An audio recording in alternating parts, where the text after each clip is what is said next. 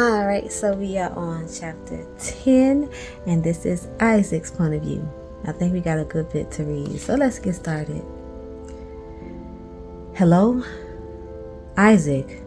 My dad's voice is deep, his tone sharp as he says my name. I can remember a time when I was younger when hearing my dad say my name had happier memories and didn't leave me with a feeling of dread. We need you to come home this weekend. I stop walking and throw my head back, squeezing my eyes shut as I try to calm myself.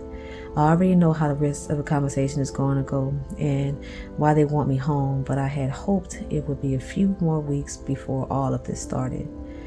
Can I just come Saturday? I have some work I need to do, so I'd rather be here on Sunday.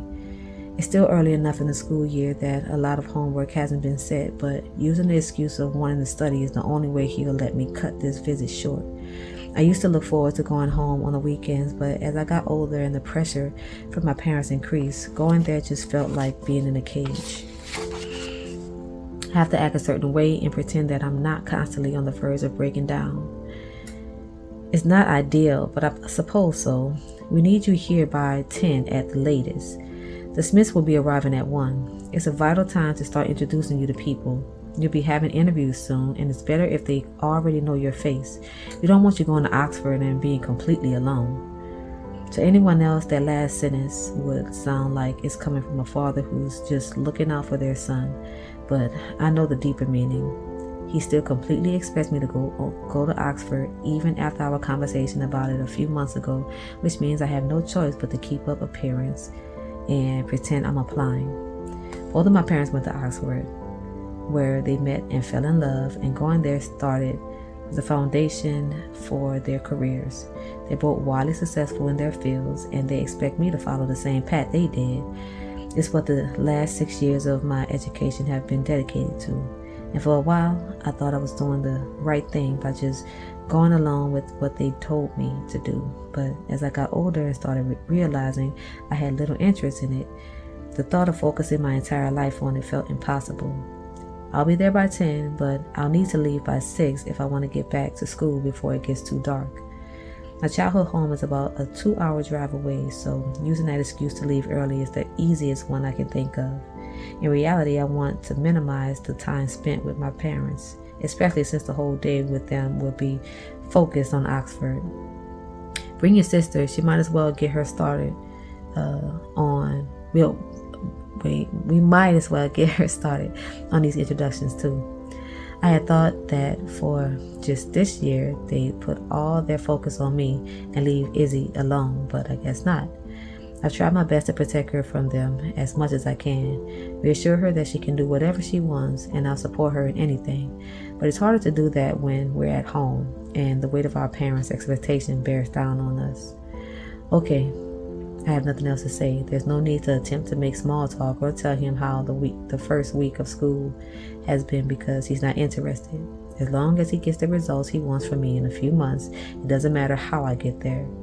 Goodbye. He hangs up before I can say it back. Next scene. In a completely shocking turn of events, I open my bedroom door to find Luke asleep with his head on my desk.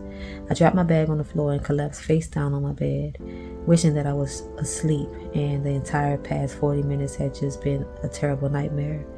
Every interaction I have with Violet has me feeling like I've been dragged across gravel, like I've been flayed open and exposed to her so she can see all my vulnerabilities. I knew she was trying to hurt me when she asked what kind of stuff I draw, and I know I deserved it too, but that didn't help the ache in my chest feel any less worse. I didn't expect her to compliment me. I was fully resigned to never hearing anything like that from her ever again. But hearing those simple words from her had me feeling a different type of ache, a longing for her that I could feel with my entire soul. Her words affect me in a way that doesn't happen with anyone else, and I think I'm fine never to receive a comment on my art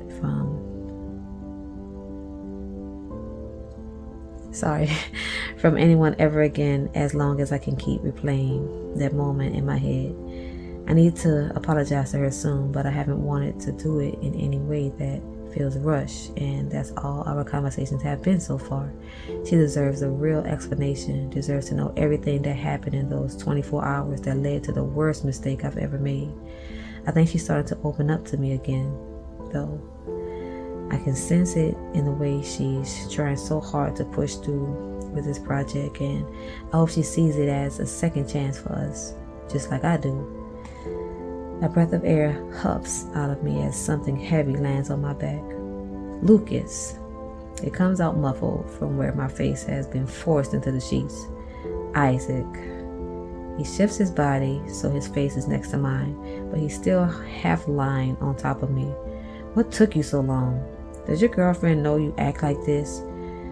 I shift my head to look at him right as he lifts his hand to show me his middle finger. I think I act worse around her. I'm so clingy. You're literally clinging to me right now. Okay, but you're my best friend. Shouldn't your girlfriend be your best friend? Can you stop being weird and say her name? She's still your friend too. His tone is more serious as he climbs off me and lays down. Maybe all the comments I've been making about the two of them haven't been as lighthearted as I wanted them to be. Sorry, I'll stop. Everything good with you two? I turn to lie on my back, so we're side by side, both of us tilting our heads to look at each other. We're great. She's great. I don't know how I waited so long to finally tell her how I felt. I understand exactly how he feels. When I finally told Violet I liked her, it was after years of harboring a one-sided crush on her, and I thought would never go anywhere. Next scene, 2 years ago. Did you notice at the end how Sophie told young Hal that she'll find him in the future? She hums, and I can tell she's getting sleepy. We started watching the movie quite late because we got too distracted talking about other things, and now it's nearly midnight. And then, do you remember how at the start Hal called her sweetheart and said he was looking everywhere for her?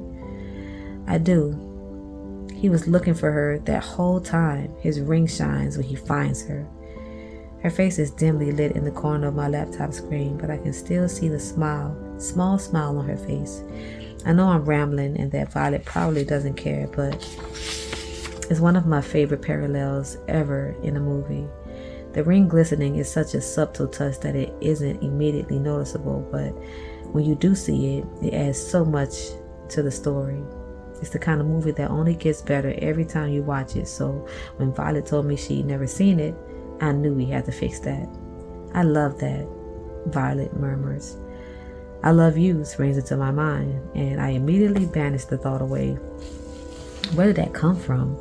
I've liked her for a while now. She's always the brightest part of my day, but I've never had the courage to tell her, and probably never will. But love? I don't think I even know what that would feel like, let alone if I feel it for her. But then, why did I think it?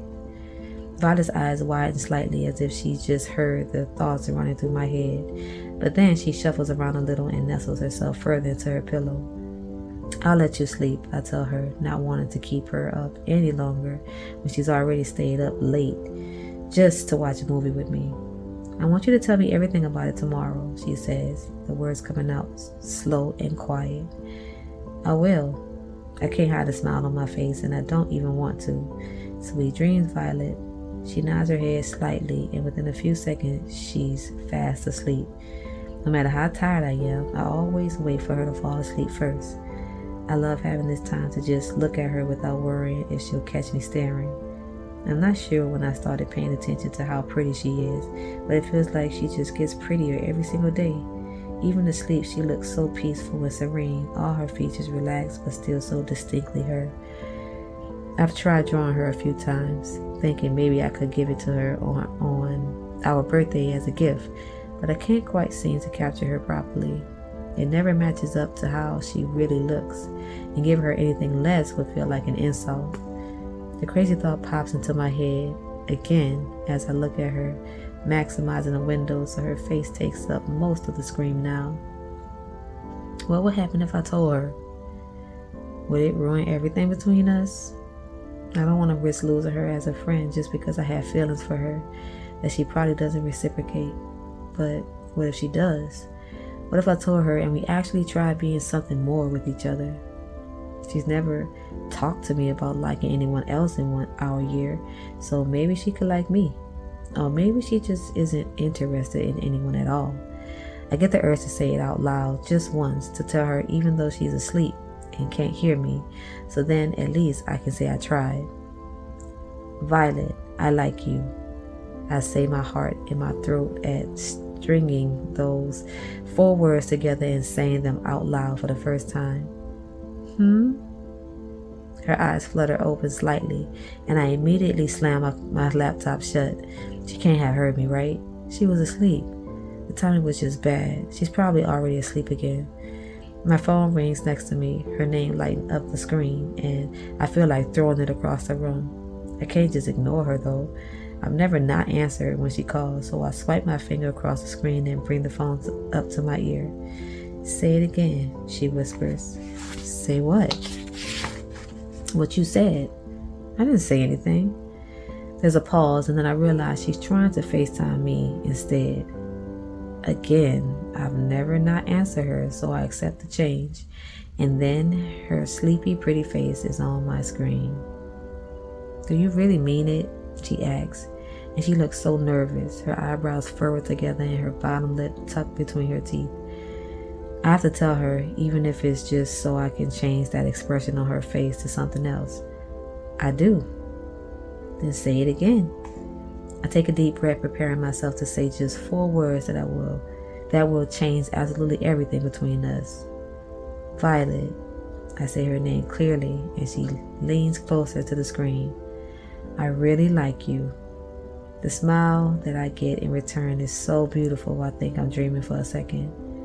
I really like you too, Isaac. I never thought I would hear those words from her, and it feels like I've ascended to the highest peak and reached a point of happiness from which I'll never be able to come down.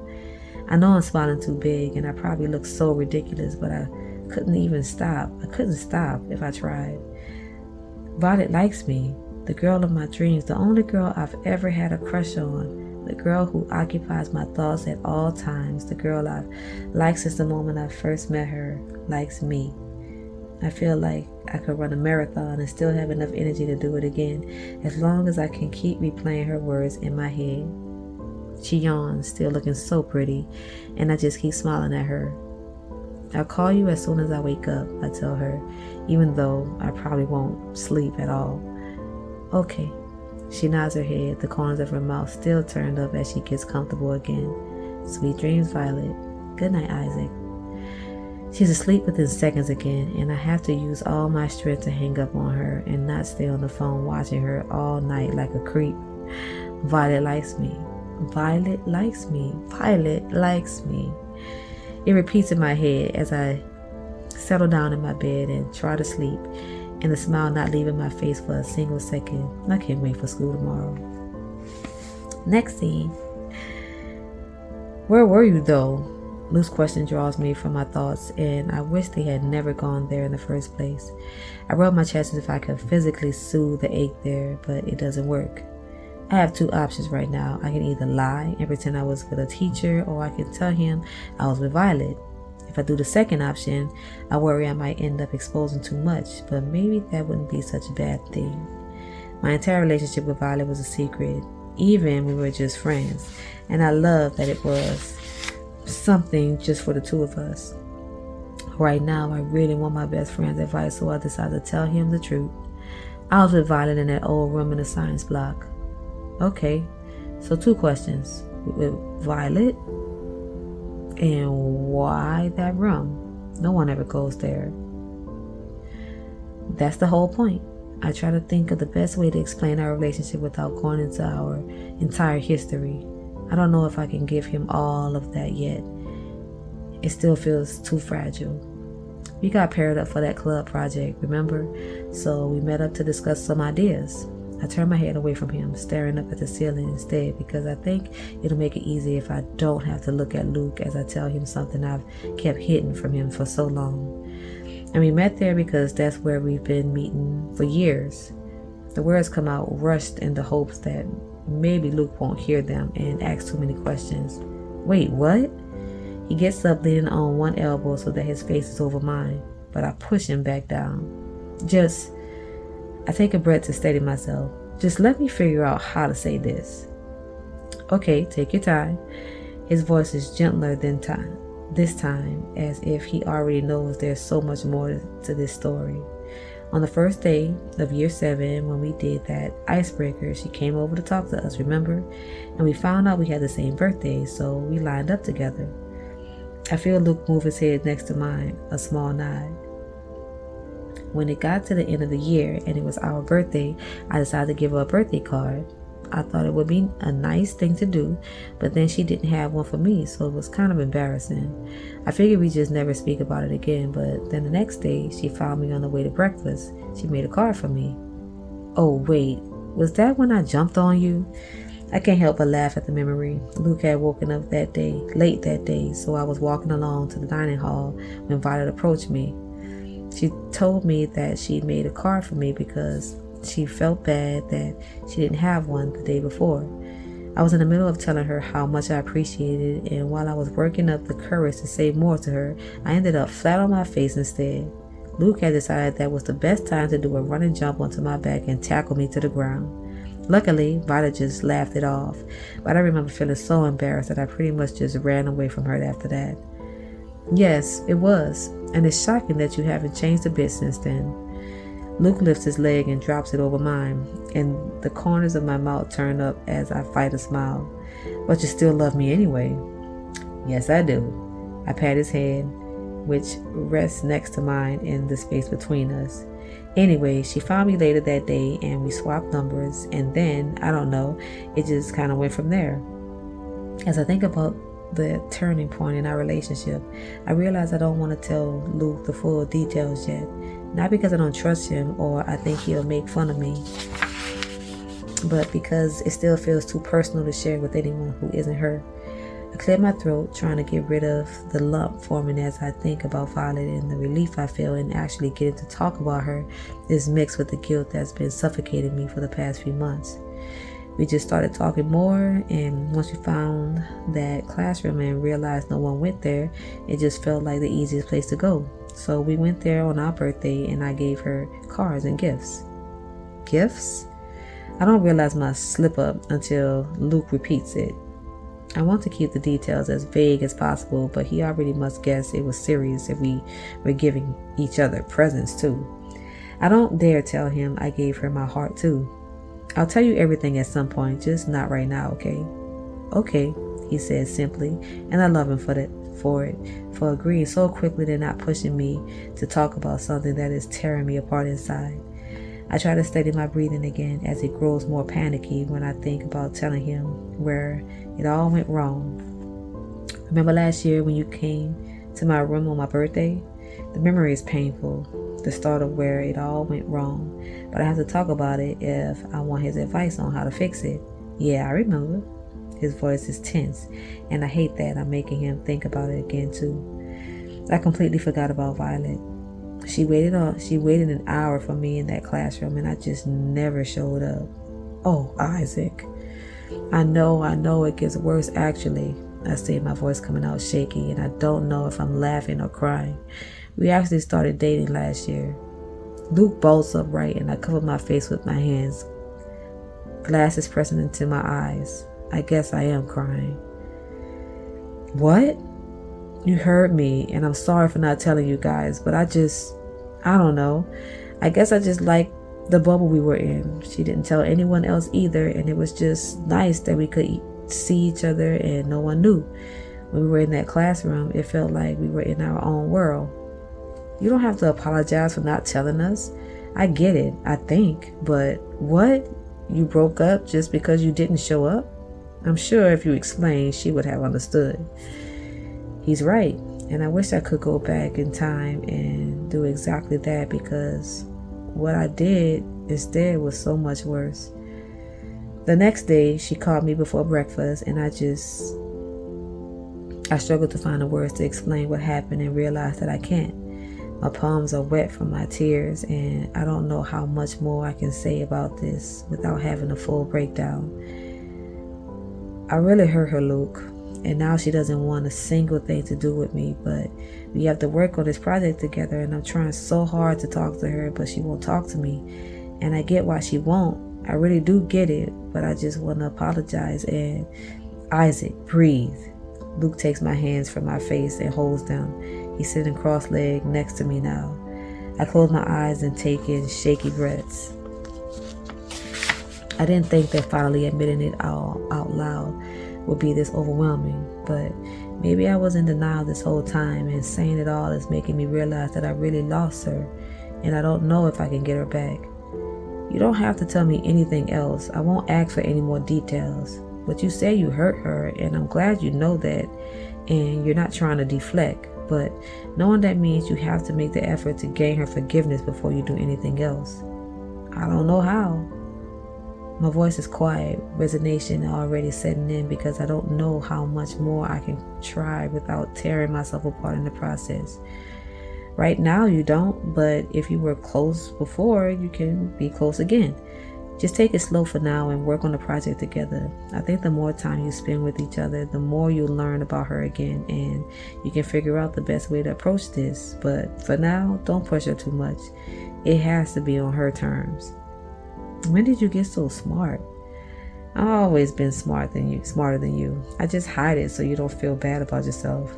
I let out a laugh, and I'm so glad that Lucas is my friend. Thank you. You don't have to thank me. That's what brothers are for. He squeezes my hand, and as his words play on repeat in my head, I start to feel a little bit of hope that maybe things will work out with Violet. That's it. That's it. That's it. I thought it was going to be something serious. I really thought Isaac did something serious. So he forgot that she was there. She waited for an hour, and I guess he felt bad and he broke up. I'm not feeling that. That's it. I don't have no words. I guess until next time. Good night, y'all.